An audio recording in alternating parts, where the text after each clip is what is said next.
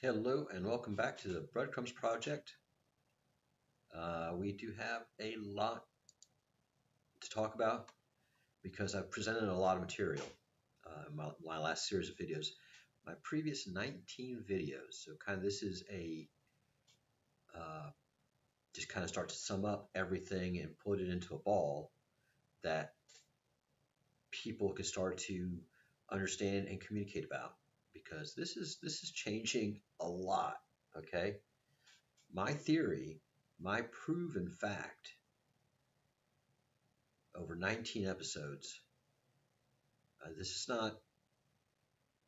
not uh, throwing spaghetti against the wall and seeing what sticks. My theory of Latin America is born of architecture, maps, and history that does not at all square with what archaeology and architecture and maps are saying, and linguistics. Linguistics.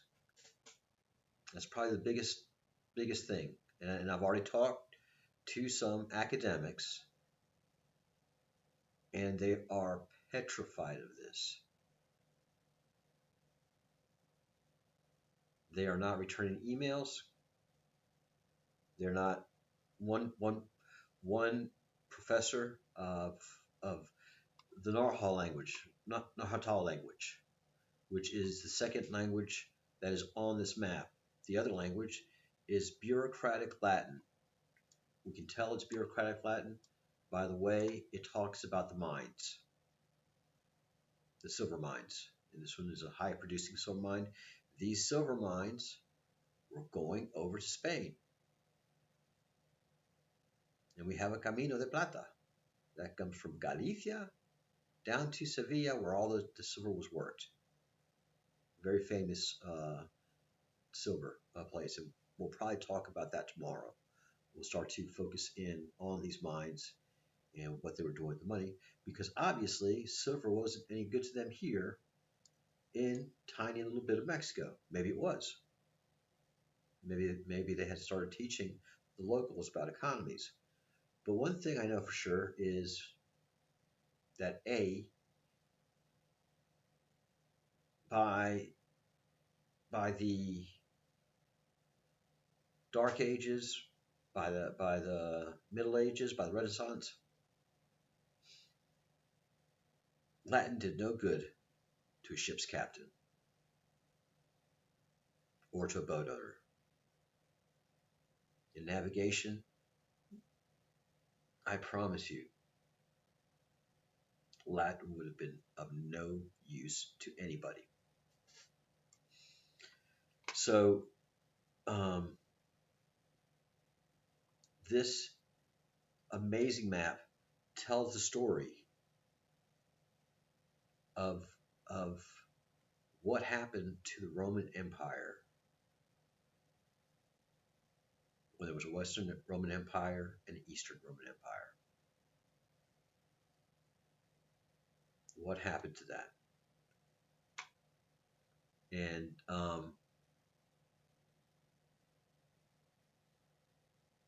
that is a key question that nobody really focuses in on. I'm looking for another map, but the Eastern Roman Empire continued until the 1800s. But for the most part, the power and money of the Eastern Roman Empire was in the Roman Catholic Church. Roman, straight line. And so we have Latins that, hey Kim, welcome back. Been a while since we've seen you and missed you in the commentary. So yeah, kind of wrapping up the whole concept is the Western Roman Empire split, and it wasn't called the Western Roman Empire. I'm looking for. You never know where these lives go. So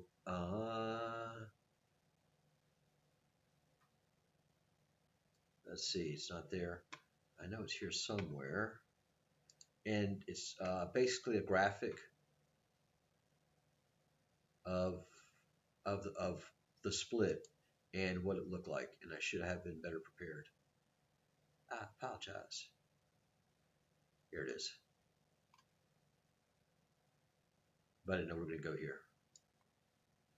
So this is coming from another source on Facebook, somebody that has nothing to do with the discussion I'm having, and it is this. The Gaelic Empire, okay, and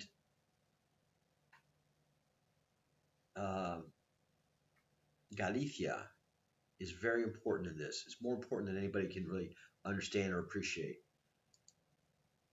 But this is the Western Roman Empire. It did not consider itself the Western Empire. It considered itself the Gaelic Empire. And then the Eastern Roman Empire was the Roman Empire. And although my book is out, thankfully it has not sold many copies yet.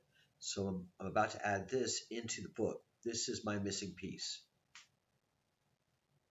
And by luck, magic, or Q, these pieces come my way. So the Gaelic Empire secession in 260-274 AD. Again, we do not know if that is the Gregorian calendar or the Roman calendar,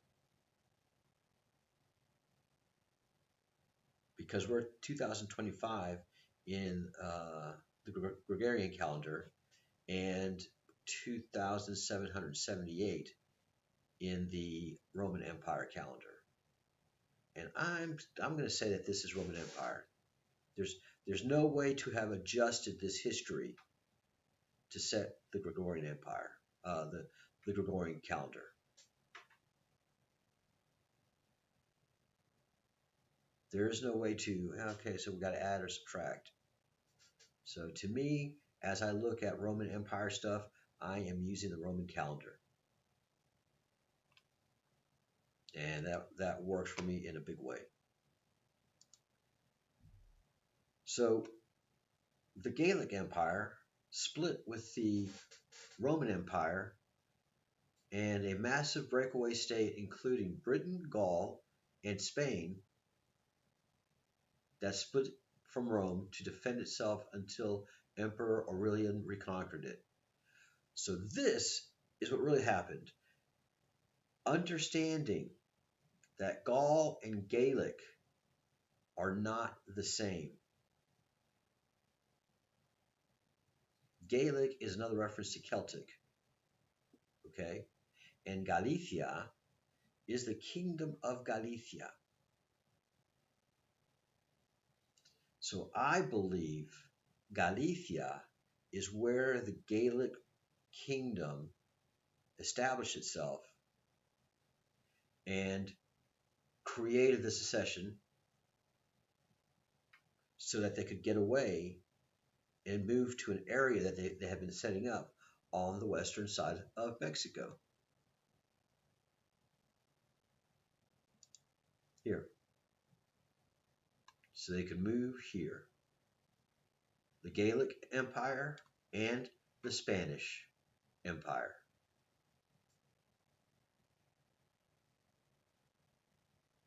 So this is all of Lower Iberia. And this is all basically northern Spain, which is the royalty, the nobility, well, you know, this guy did a good job and said it best. The historical drama recounts the moment the Roman West decided it could do a better job saving civilization than Rome itself. Amidst the chaos of the 3rd century crisis, with barbarian invasions hammering the Rhine and the central government paralyzed, the general Postumus took matters into his own hands. He murdered the emperor's son and declared the Imperium Galerium. Okay, there's no understanding Galerium unless you live and understand Galicia. Understand that we are a kingdom and that we have a town called Corona or New Crown. And that all came from this secession, this division. All right? This wasn't a barbarian kingdom, it was a mirror image of Rome, complete with its own Senate, okay? Two councils, a Praetorian Guard controlling Britain, Spain, and Gaul, not Galicia. For 14 years, it successfully held the line where Rome had failed. So basically, they were keeping Rome out while they did their exit plan. It took 14 years to get everybody over to Mexico. And then, this is how you know it was a psyop. The narrative pivots on the inevitable reckoning with the restorer of the world, Emperor Aurelian. After securing the East, which is on maps, by the way, we have that on maps, Aurelian turned his eyes west to the Battle of Chalons, 274 AD. The illustration captures the bizarre, and I don't have that illustration, bizarre and controversial nature of this battle. Historical sources suggest that the Gallic emperor Tetricus, I tricked you, exhausted by the constant mutinies of his own troops, not true, secretly communicated with Aurelian before the fight. In a shocking twist, Tetricus arranged to surrender himself at the start of the battle, leaving his leaderless army to be crushed by Aurelian's veterans, which means that they didn't fight. The breakaway state collapsed, and the empire as a whole, again in a rare act of mercy, Aurelian spared Tetricus, parading him into his triumph, not for execution, but to later appoint him as governor in Italy, which they didn't fight; he just surrendered, and there you go, and Bob's your uncle, because the Eastern Empire had to move in to the Western Empire and see where is everybody, what happened. And not far after that, yes, then the barbarians crossed the Rhine, invaded Italy, invaded Spain. In 500 AD, we were under Germanic rule for a couple hundred years, and then started the whole thing with and I say we because I'm in Spain. I'm half Spanish, half Basque actually. So after the Roman Empire came the Visigoths, just all the Germanic tribes, and they were paid to manage Iberia. For the hundreds of years that they were here, they weren't just here beating and whipping and extracting. No, they were getting rich themselves. All they had to do was keep the population under control and make sure they didn't build boats traveling west. So that's when the Dark Ages started. When the barbarians got here and started laying everything to waste. Then the Roman Catholic Church got here, started laying everything to waste, and then we were in the Dark Ages. We were going over there till Roman year 1492. And that is where this happens. All right. Christopher Columbus, the Antilles, right here, Antilles, detected by Christophorum Columbum, anno 1492. So he detected this. This is like one of those video games where you like got a little spot, you have no idea what the map looks like. So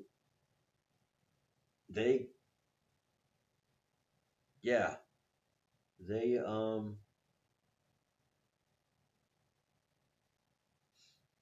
they they freaked out. They had no idea that all of this was over here. I'm about to sneeze. Sorry, guys. Hopefully, I can avoid it. And I've got to be real quick about the mute button. So here, and I've already translated it. It's saying that um, boats, trading boats, cargo boats with large anchors have been seen out here. Okay. Now this is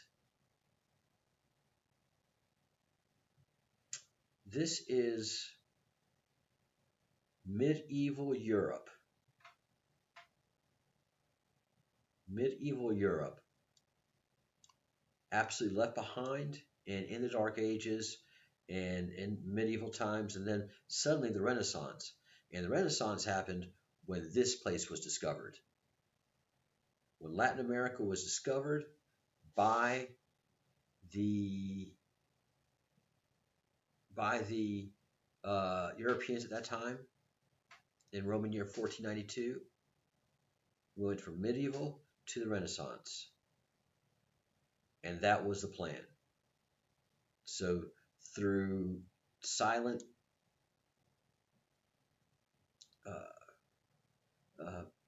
through secret societies like the Freemasons, which is where this derived from. This is the fundamental starting of the Freemason movement, because Freemason in French is franc-maçon.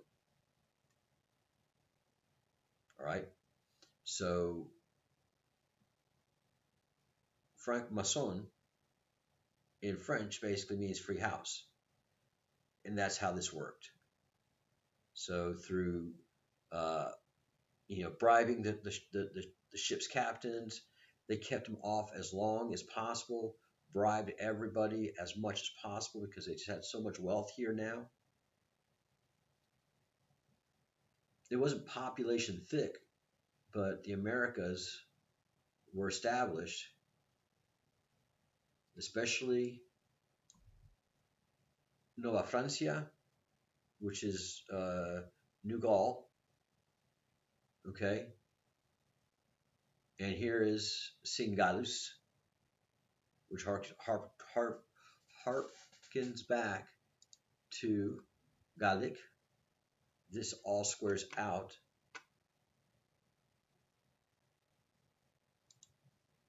And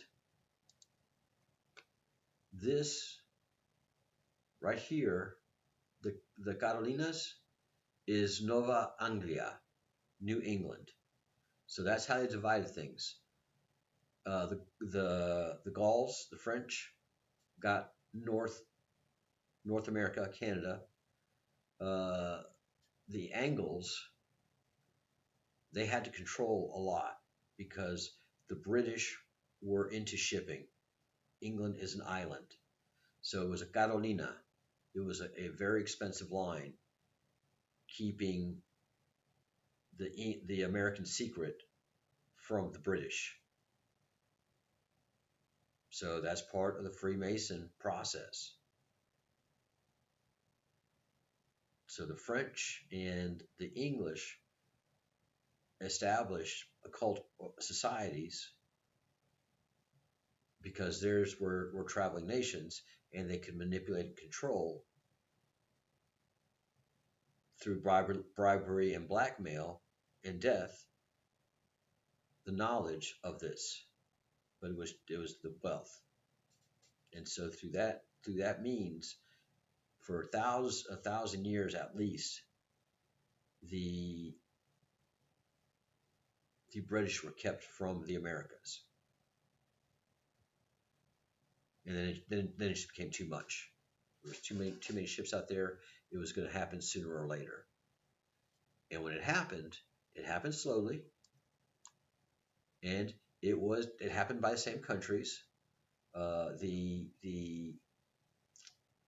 the Iberian Peninsula, which Portugal established itself the way it did to keep all the wealth and bribery money, basically, going to the kings and maintaining the illusions so that the Europeans would stay over there and not come over here where it was all good, um, and kept that going for as long as they could. And in the year, again, I'm going to say it's the Roman year, 1776, is when they had to say, okay, we're here, and establish the story of the Americas, or the fable of the Americas, starting with the 13 colonies. No, I'm sorry, not 1776. When the Americas were discovered. 1600s. That's terrible. I should have that. But we're, in America, 1776 is beaten into us. Not when they found us. Of course, that had to be all hidden, and that was done by a very strict religious society. And Thanksgiving was all established about that. So the 13 colonies had to be invented, and there they are. It used to be Nova Anglia, and now just this area here is there's a state of New England to cover for that. So all of this is ingenious.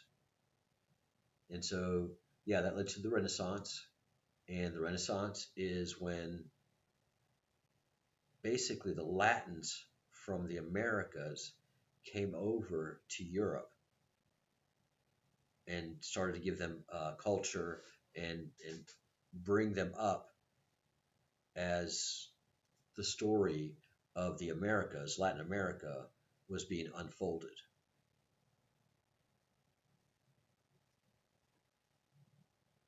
So from this map in, we have the two, Nova España, Nova Galicia. This was basically the founding of that area. Then we go to the spread of all of the Americas. And we have Nova Hispania,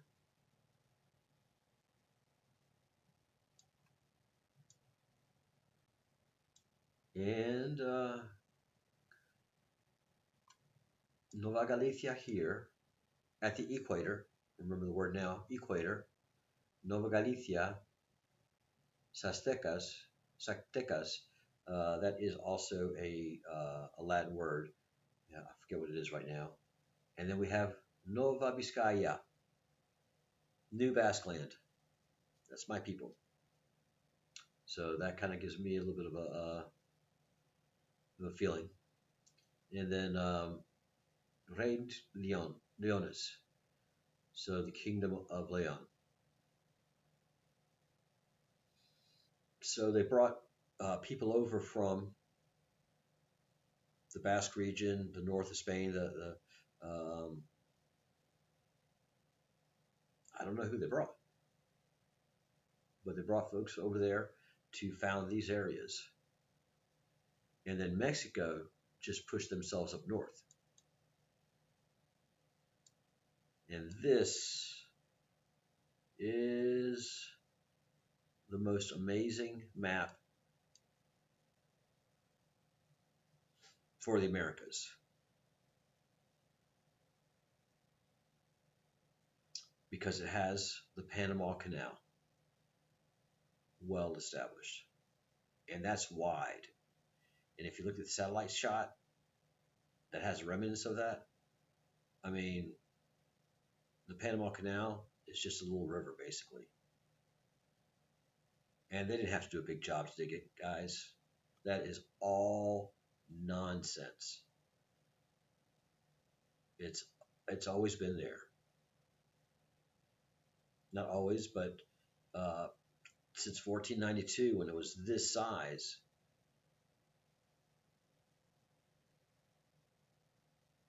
when it's this size, I mean, you just could sell a bunch of ships through this thing, several, going each way. And they did, I'm sure. And Panama, which is properly separated for you, is for you. Isn't that nice?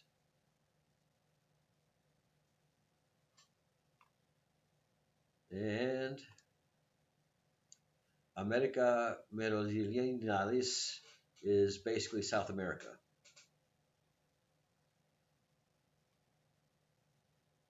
Nova Granada reign, king of Grenada. And I guess that's what they do. They bring people over, nobility over here, and share the nobility over in the motherland, which makes sense to me. So they come here, get educated, they get their, and there is, especially in Guatemala, oh, that just makes sense. That just made a lot of sense. I just had a heck of an aha moment. All right, so we have Guatemala right here. And again, a whole church complex. I've got ideas about that. There is a town called Antigua, Old Town, and it has a massive Roman church structure that said that it fell down during a earthquake. And I promise you, the foundations, the structure, all of this, and the remnants are still there because they couldn't knock it all down. But looking at it from an architectural and engineering perspective, which I've got a little bit of both, there's no way an earthquake could have done the damage that this building exhibited. The foundations were too wide. The arches were just massive. I've been in earthquakes, lots. Lived in Guatemala several times, and also in California. By the way, California in Spanish, California in American English is Latin. Cali, hot. Forna is oven. California, hot oven, which, famously, California is like that, hot. So in Guatemala, I looked at that building and then went toward other buildings, and these buildings are awesome. They look like modern day, similar to buildings in Santiago de Compostela, and the same architecture, same plans. It's just, Latins are over there. And looking on the walls, there were celebrations of white men graduating, and they were wearing fine clothes, and they were riding horses. And this is saying that the Hispanics were getting educated here in Antigua after they did their colonization. And that just didn't make any sense to me when I saw it. I'm like, what? No, it didn't work like that. You came from Spain educated, and you sent your children back over to Spain to get educated. You didn't get educated here in Guatemala. It just didn't work like that. It's a small village, Antigua. There's just no way it's going to host the gentry of wealthy people that were parading around. Now, if it's the other way around, where the Latins here were teaching the nobility and sending them back home, which makes a lot of sense if you know the nobility, speaking Latin, wealth from nobody knows where, and they're just super educated. That happened here in the Americas after the discovery. until the discovery of, and it's not just discoveries, it's again the important word, the detecting over here.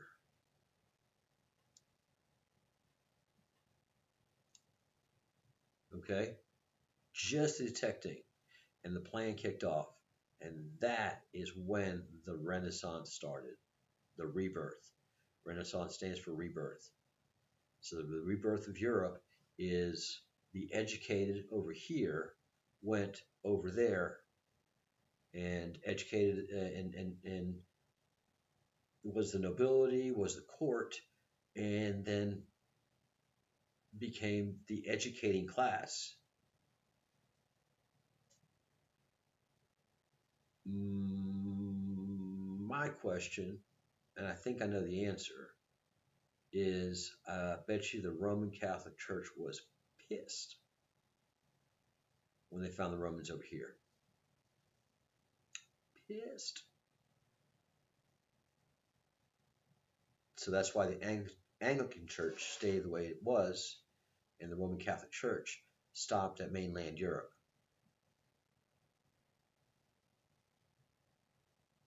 And opened universities, opened institutions to retell the story in a whole different way to hide this.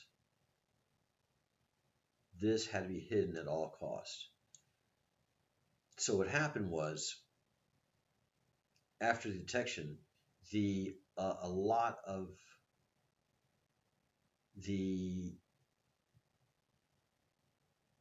people living in the Americas moved back to Europe and maintained contact with their families over here. But these guys had to get back to Europe and do damage control.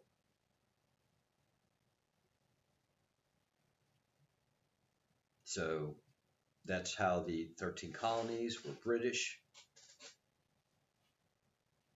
and such.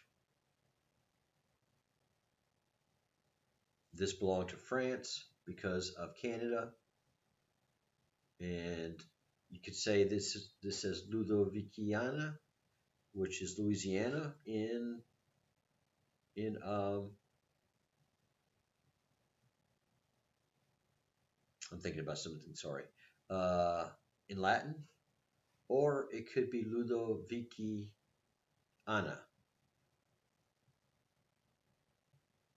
Viciana, Ludoviciana. I won the game.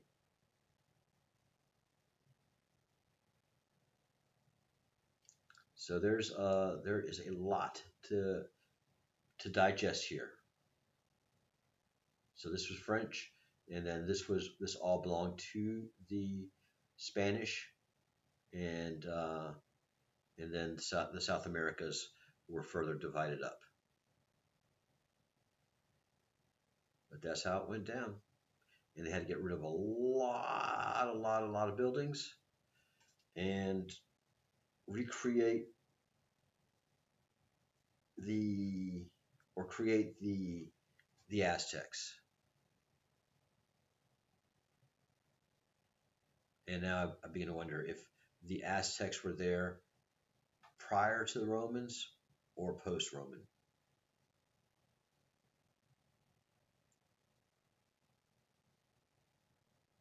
That's a big question. Latins, not Romans. Gaelics. That is a big question to me. Could the Latins have created those buildings? You betcha. Absolutely. Those temples, even the whole sun and moon temple structure and all that, the Latins could have built all of that and then attributed it to the Aztecs. And everything else after that is colonial Spanish. And the Spanish are very proud of the facilities and buildings and the churches and cathedrals that they think they built over here. That's the irony of all this. That is the irony of all this. All right. So I think I've had no questions so far, and I think we've done a good show today.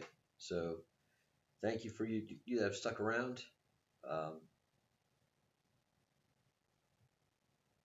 I hope you guys are sticking around for good reasons. I hope one of you isn't like he knows too much. And even if you are, that doesn't bother me. All right. Thank you all so much, and I will see you tomorrow at 11 o'clock Eastern Time, 5 days a week, weekdays, talking about Latin America and trying to get some of our history squared away. Please like, share, and subscribe. Thank you. Bye.